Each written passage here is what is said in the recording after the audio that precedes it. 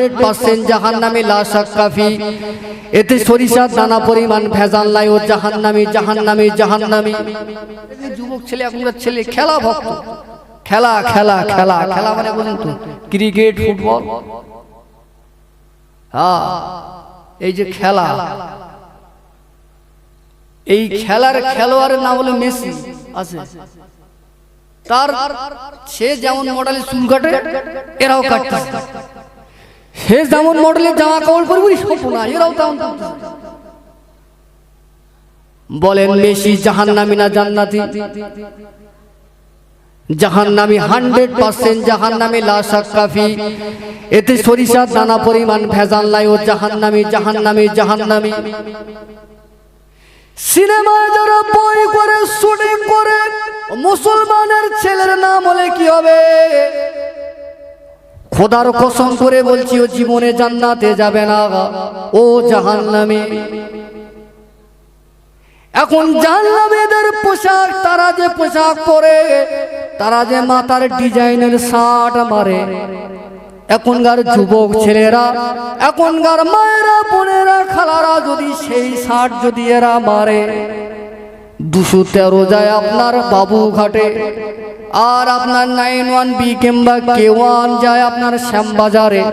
আপনি শ্যামবাজারের বাসে উঠে যদি বলেন বাবুঘাটে যাব, K1 উঠে যদি বলেন বাবুঘাটে যাব, কন্ট্রাক্টর আপনার ইউনিটেকে ঘাড় ধরে নামিয়ে দেবে না দেবে না? কথা বলে দেবে তো? তাহলে আমার শ্যামবাজারে যেতে গেলে কোথায় উঠতে হবে? K1 বাসিন্দা নাকি? তাহলে আপনি যদি জান্নাতে যেতে চান, নবীর সুন্নাত গুলো রাখতে হবে। আল্লাহ নবী আমার বললেন, ও মুসলমানেরা, বিশেষ করে যুবক যুবতীরা পায়ে ধরে শুনে বলে দেয়, আপনি খেলোয়াড়দের ভক্ত হবেন, তাদের সুন্নাত গুলো আপনি যদি মানেন, তাদেরকে যদি মডেল হিসাবে মানেন, ও কোনোদিন আপনাকে জান্নাতে নিয়ে যেতে পারবে না। আপনি যদি মুস্তাফার সুন্নাত গুলি যদি মানেন, আপনার নবীর ক্যারেক্টার যদি আপনার ভিতরে শোভা পায়, খোদার কসম ওই ব্যক্তিটা দয়ার নবীর সঙ্গে আল্লাহর জান্নাতে যাবে। বলেন সুবহানাল্লাহ। ও আমার ভাইয়েরা, তাই আল্লাহ পাক বললেন, এই পৃথিবীর জমিনে যারা আমার মাতা কুমুর রাসূল ফাখুযুহু ওমা নাহাকুম আনহু ফান্তাহু। আমার নবীর উম্মতেরা, আমার বান্দারা, এই পৃথিবীর জমিনে আমার নবী তোমাদের যেগুলি দিয়েছে ওগুলি তোমরা গ্রহণ করো। আমার নবী যেগুলি তোমাদের নিষেধ করেছে সেগুলি ডিলিট নয়, একেবারে ভালো রকমের ইমানের কোম্পানির সফটওয়্যার দিয়ে ফরম্যাট করে দিয়ে ইমানের ভিতরে প্রবেশ করো। যদি তুমি প্রবেশ করতে পারো, মরণে তোমার ইমানের মওত হয়ে যাবে। বলেন সুবহানাল্লাহ। হযরত ওমর ফারুক রাদিয়াল্লাহু তাআলা আনহু মদিনার মসজিদে নববী শরীফে নামাজের কেমন পাগল ছিলেন। নামাজের মুসাল্লায় দাঁড়িয়ে গেলেন, নামাজের মুসাল্লায় দাঁড়িয়ে গেলেন হযরত ওমর ফারুক।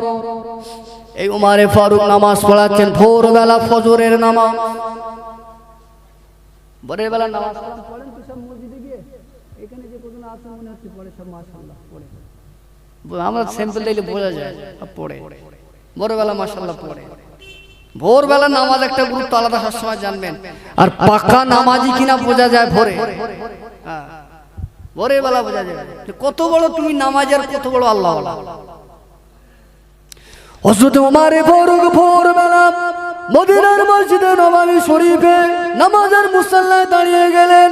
প্রথম রাকাতের নামাজের নিয়াত বাঁধলেন, নামাজের সূরা ফাতিহা পড়লেন, কেরাত পড়লেন, কেরাত পড়বার পরে রুকু করলেন, রুকু করে সাজদায় চলে গেলেন। সাজদায় যখন চলে গেলেন, হুজুরের ওই সময় সাজদা থাকা অবস্থায় একজন মুনাফিক হুজুরের পেটেতে ছুরি দিয়ে আঘাত করে।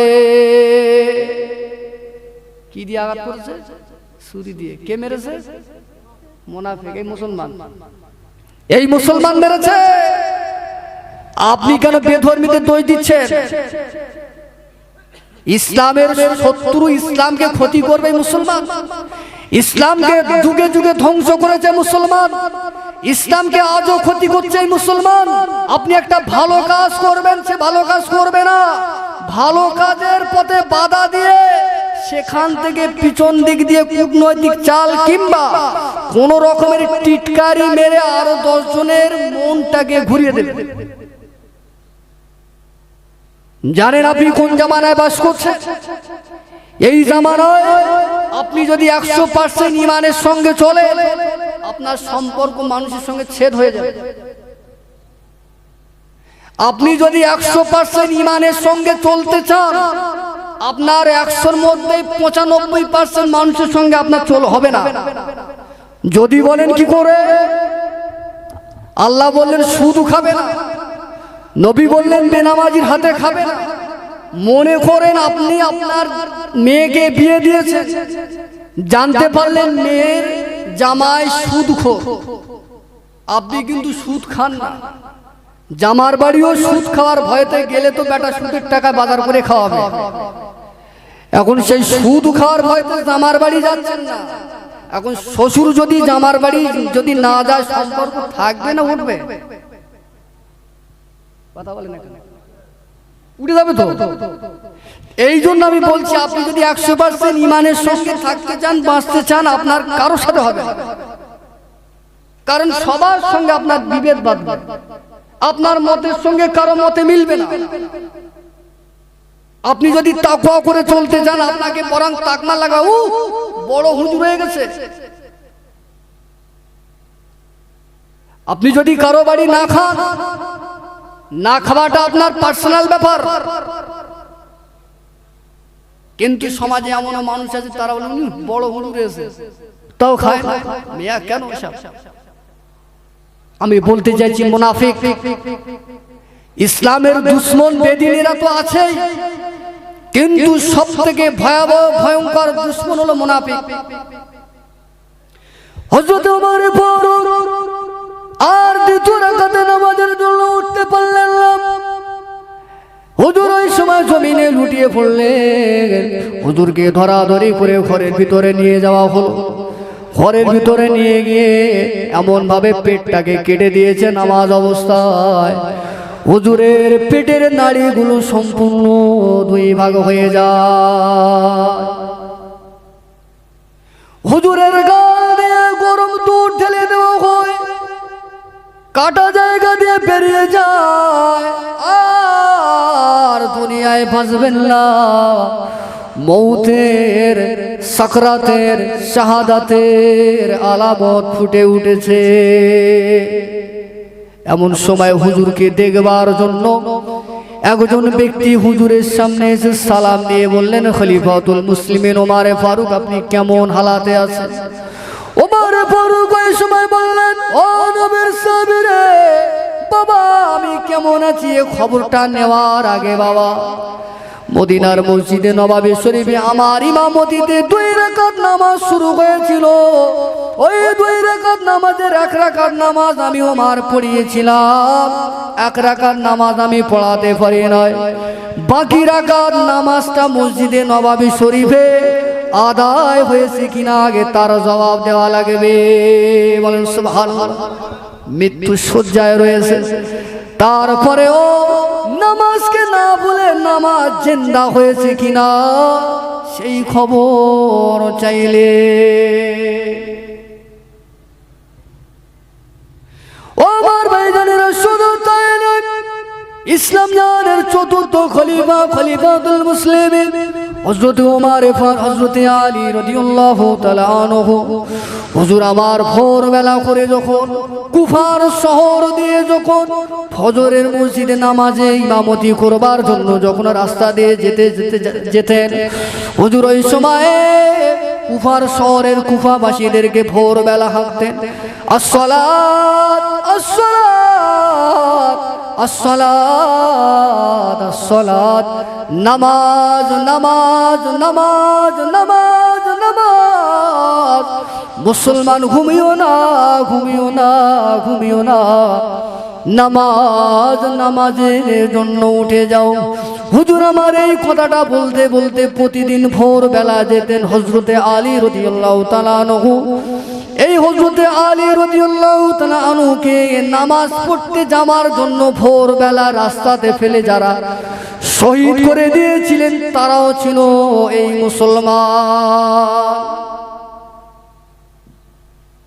কোন অবস্থায় মেরেছে? আমার কথা বুঝতে পারছেন? হযরত ওমরকে মেরেছে নামাজ পড়া অবস্থায়। হযরতে আলী রাদিয়াল্লাহু তাআলা আনহু ভোরের বেলা রাস্তা দিয়ে নামাজ পড়াতে মসজিদে যাচ্ছেন ইমামতি করবার জন্য। রাস্তায় ফেলে যারা শহীদ করেছিলেন তারাও ছিল এই মুসলমান। আমার ভাইজানেরা, ইসলাম জানের তৃতীয় খলিফা হযরত উসমান গনি রাদিয়াল্লাহু তাআলা আনহু হুজুর আমার ঘরের ভিতরে বসে আল্লাহর কোরআনুল কারীম তেলাওয়াত করছিলেন।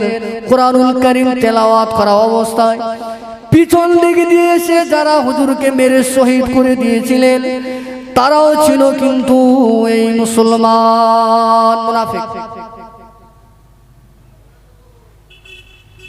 আমার আলোচনাটা এদিকও নয়, বলা উদ্দেশ্য এটা, যাদের জীবনে জান্নাতের সার্টিফিকেট থাকবার পরেও জান্নাতের সার্টিফিকেট ছিল সাহাবীদের, সেই সাহাবীদের জীবনে আমলের কোনো ত্রুটি হয়নি।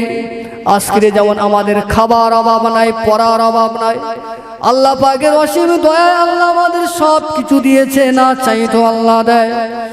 সুতরাং 2025 সালে আজকে আল্লাহ আমাদেরকে খাওয়া পড়ার কোনো জায়গায় কমতি দেয়নি। জীবনে নসিহত অনেক শোনা হয়েছে, আলোচনা অনেক সময় হয়েছে। জিন্দেগির সময়গুলো খরচ হতে হতে আমাদের সময়গুলো আস্তে আস্তে মৌতের দিকে পৌঁছে এসেছে। বাকি রয়েছে শুধু নেক আমল।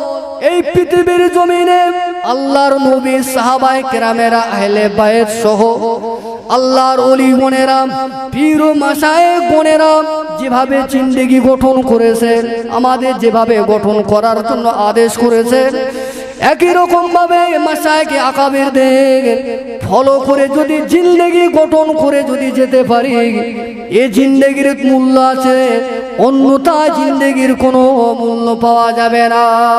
দুরূদ শরীফ আল্লাহুম্মা সাল্লি আলা সাইয়্যিদিনা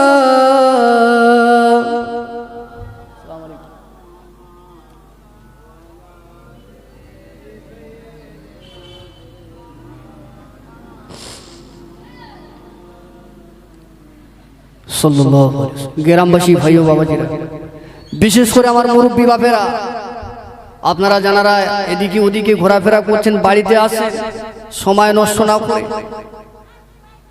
আমন্ত্রিত দাওয়াতি আলেম এসে গিয়েছে। আমি আগেই বলেছি মসজিদের খোরাক হলো মুসাল্লি, আর এই মজলিসের খোরাক হলো শ্রোতা। এত সুন্দর কারুকার্য করে সুন্দর করে বেহেশতের বাগান সাজানো হয়েছে, জোনা কত মানুষ আছে। শিক্ষকের ছাত্র থাকলে ক্লাস করতে ক্লাস নিতে ভালো হয়। আপনারা যদি না থাকেন, একজন বিদেশি মেহমান এসেছেন, দূর থেকে এসেছেন, মুসাফির হালাতে এসেছেন আপনাদের কাছে, আপনারা যদি না থাকেন, একটা মান সম্মানের বিষয়, অন্যদিকে আদবের খেলা। যাই হোক, এতক্ষণ হয়তো ভেবেছিলেন ইমাম সাহেবরা সবসময় শুনি, বাইরের হুজুর উঠু, বাইরের আলেম এসে গিয়েছে, প্রত্যেকেই চলে আসেন, মূল্যবান আলোচনা রাখবেন। একটু তার আগে তাকবীর আমরা জ্ঞাপন করি, নারে তাকবীর, আল্লাহু আকবার। আরে দের বাবু, এখন 9টা বাজে, একটু জোরে জোরে আল্লাহর নাম নাম মহব্বতের সঙ্গে নারে তাকবীর, আল্লাহু আকবার, নারে তাকবীর, নারায়ে রিসালাত, নারায়ে রিসালাত। বাৎসরিক পবিত্র ঈদে মিলাদুন নবী জলসা জিন্দাবাদ, তাড়াহারিয়া বাৎসরিক পবিত্র ঈদে মিলাদুন নবীর জলসা, নারায়ে তাকবীর। আল কোরআনের আলো, আল হাদিসের আলো, আমার নবী তোমার নবী। মাসলাকে মুজাদ্দিদে জামান নারায়ে তাকবীর। এখন আপনাদের সঙ্গে আলোচনা রাখবেন আমাদের সুদূর বীরভূম জেলা থেকে আগত জনাব কারি মাওলানা মোহাম্মদ নাসিমউদ্দিন খান হানফি চতুর্বেদী সাহেব। তার হযরতে টাইম দেওয়া ছিল রাত্র 9টা, যথাসময়ে তিনি স্টেজে এসে গিয়েছেন। আপনারা প্রত্যেকে চলে আসেন। আমার ভাষা দ্বারা কেউ যদি কষ্ট পেয়ে থাকেন আল্লাহ পাকের উদ্দেশ্যে ক্ষমা করে দেবেন। আল্লাহ পাক সকলকে শোনা বলার থেকে বেশি বেশি আমল করার তৌফিক দান করেন। সকলে আল্লাহুম্মা আমিন। দরুদ শরীফ আল্লাহুম্মা